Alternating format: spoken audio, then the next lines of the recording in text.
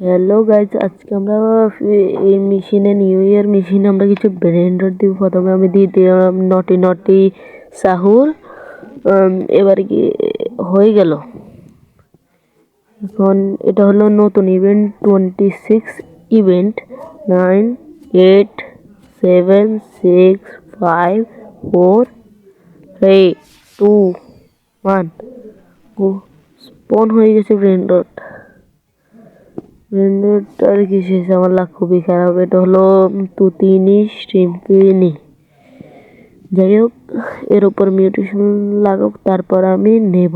সবাই লাইক এবং সাবস্ক্রাইব করে দিন। এটার উপর তো মিউটেশন লাগছে না,